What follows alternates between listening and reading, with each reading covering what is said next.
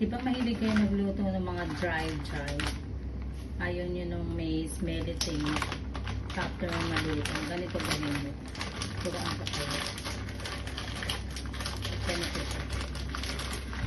Ito diba may water. Tubig yan, may tubig. So ngayon lalagyan natin itong soya sauce. Konti lang. Konti lang ilalagay natin. And then cooking oil. Konti lang din. Ayan. Ayan, ganyan lang siya. And then lalagyan natin itong dried na ano to? Shrimp. Yan, tatagog lang natin siyang ganyan. Tapos, itong dried na oyster. Ganito lang pagluto. Para gusto mo kumain kay amo ng mga dried, ganito gawin nyo. Walang amoy. Yan, total si sir lang kakain ito. Tama na sa kanya yun. Tapos, ganito.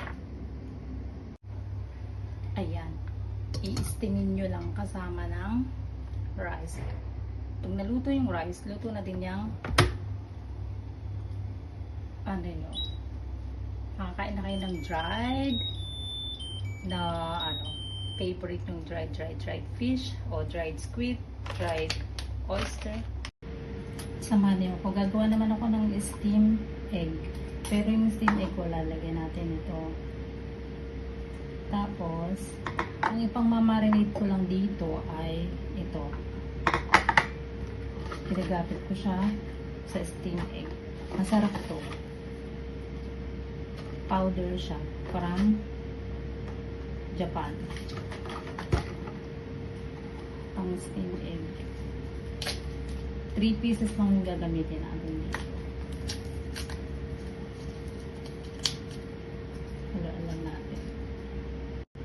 So, ito. Batihin na natin itong itlog.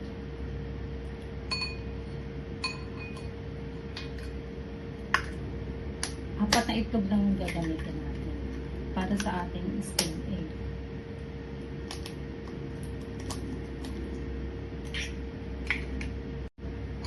So, ito. Batihin na natin. Sabi nila, kung gaano kadami yung itlog, same din dun sa water. Same sa water. So, ayan. And then, ang gagawin ko, paghahaluin natin itong dalawa. Itong water, saka egg. Bubuhos ka na dito. Nilagyan ko din siya ng powder. Tapos, itong egg, sasalain natin para walang yung bubbles. Tingnan nyo, may mga bubbles, diba? So, salain natin siya. Salain lang natin. Para mamaya ma-perfect yung pag-steam. Walang mga bubbles. So, eto na, sala ko na. Ngayon, ilalagay ko na siya dito.